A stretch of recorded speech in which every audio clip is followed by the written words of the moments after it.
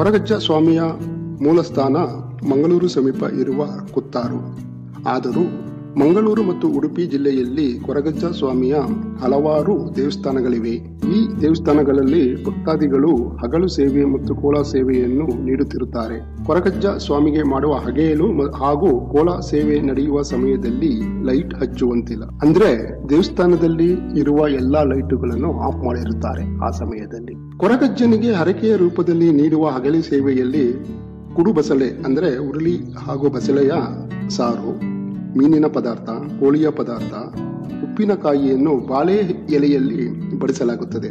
ಇದರ ಜೊತೆಗೆ ಚಕ್ಕುಳಿ, ಸೇಂದಿ, ಮದ್ಯ, ಎಲೆ ಅಡಕೆಗಳನ್ನು ಸಹ ಈ ಸಂದರ್ಭದಲ್ಲಿ ಬಡಿಸಲಾಗುತ್ತದೆ. ನೀವು ಕೊರಗಜ್ಜನಿಗೆ ಹಗಲು ಸೇವೆಯನ್ನು ನೀಡಬೇಕು ಎಂಬ ಇಚ್ಛೆ ಇದ್ದರೆ ಮಂಗಳೂರು ಮತ್ತು ಉಡುಪಿಯಲ್ಲಿ ಇರುವ ಯಾವುದಾದರೂ ಕೊರಗಜ್ಜನ ದೇವಸ್ಥಾನಕ್ಕೆ ಭೇಟಿ ನೀಡಿ ಅಲ್ಲಿಯ ಅರ್ಚಕರನ್ನು ಭೇಟಿ ಮಾಡಿ ಹಗಲು ಸೇವೆಯನ್ನು ನೀಡಬಹುದು. ಅದೇ ರೀತಿ ನೀವು ಮನೆಯಲ್ಲೂ ಸಹ ಕೊರಗಜ್ಜನಿಗೆ ಹಗಲು ಸೇವೆಯನ್ನು ನೀಡುವುದರಲ್ಲಿ ಯಾವುದೇ ಆಕ್ಷೇಪ ಇಲ್ಲ. ಏಕೆಂದರೆ ಮನೆಯಲ್ಲಿ ನಾವು ಕೊರಗಜ್ಜ ಸ್ವಾಮಿಯನ್ನು ಆರಾಧಿಸಬಹುದು.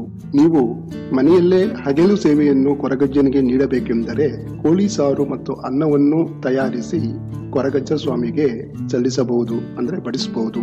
ಅಥವಾ ಸಂಪೂರ್ಣವಾಗಿ ಅಂದ್ರೆ ನೀವು ಸಂಪೂರ್ಣವಾಗಿ ಕೊರಗಜ್ಜ ಸ್ವಾಮಿಗೆ ಹಗಲು ಸೇವೆ ಮಾಡಬೇಕಂತ ಅನಿಸಿದ್ರೆ ನೀವು ಅನ್ನ, ಕೋಳಿ ಸಾರು, ಬಾಂಗಡೆ ಮೀನಿನ ಸಾರು, ಉರುಳಿ ಮತ್ತು ಬಸಳೆ ಇದರ ಪ್ರತ್ಯೇಕ ಸಾರು, ಬೇಯಿಸಿದ ಮೊಟ್ಟೆ, ಇದರ ಜೊತೆಗೆ ಅಕ್ಕಿ ಹಿಟ್ಟಿನಿಂದ ಮಾಡಿದ ಪದಾರ್ಥಗಳು ಅಂದ್ರೆ ರೊಟ್ಟಿ, ದೋಸೆ, ಎಲೆ ಅಡಿಕೆ, ಚಕ್ಕುಳಿ, ಮದ್ಯ ನಿಮ್ಮ ಮನಸ್ಸಿಗೆ ಬಂದರೆ ಮದ್ಯವನ್ನು ಸಹ ಇಡಬಹುದು.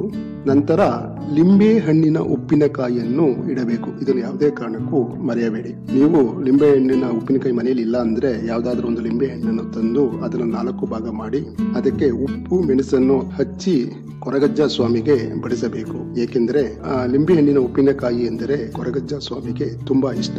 ಕೊರಗತನಿಯ ಕದರಿ ಮಂಜುನಾಥ ಸ್ವಾಮಿಗೆ ವರ ಕಾಣಿಕೆಯನ್ನು ಸಲ್ಲಿಸಿ ವಾಪಸ್ ಬರುವಾಗ ಲಿಂಬೆ ಹಣ್ಣಿನ ಮರವನ್ನು ನೋಡ್ತಾನೆ. ಆಗ ಅಮ್ಮನಿಗೋಸ್ಕರ ಲಿಂಬೆ ಹಣ್ಣನ್ನು ಕುಯ್ಯಲು ಮರವನ್ನು ಹತ್ತಿದಾಗ ಮಾಯವಾದ ಎಂಬ ಪ್ರತೀತಿ.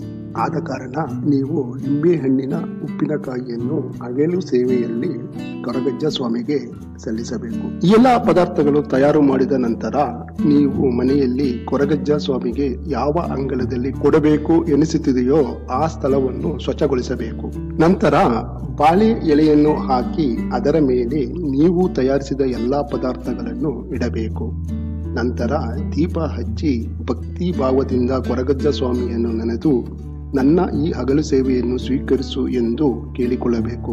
ನಂತರ ಮನೆಯ ಅಂಗಳದ ಎಲ್ಲಾ ಲೈಟುಗಳನ್ನು ಆಫ್ ಮಾಡಬೇಕು. ಈ ಸೇವೆಯನ್ನು ಅಂದ್ರೆ ಹಗಲು ಸೇವೆಯನ್ನು ನೀಡುವಾಗ ಲೈಟು ಯಾವುದೇ ಕಾರಣಕ್ಕೂ ಹಾಕುವಂತಿಲ್ಲ. ಸ್ವಲ್ಪ ಸಮಯದ ನಂತರ ಕೊರಗಜ್ಜ ಸ್ವಾಮಿಗೆ ಬಡಿಸಿದ ಪದಾರ್ಥಗಳನ್ನು ಪ್ರಸಾದ ರೂಪವಾಗಿ ನೀವು ಸೇವಿಸಬಹುದು. ಈ ರೀತಿ ಮನೆಯಲ್ಲೇ ಕೊರಗಜ್ಜ ಸ್ವಾಮಿಗೆ ಹಗಲು ಸೇವೆಯನ್ನು ನೀಡಬಹುದು. ಧನ್ಯವಾದಗಳು.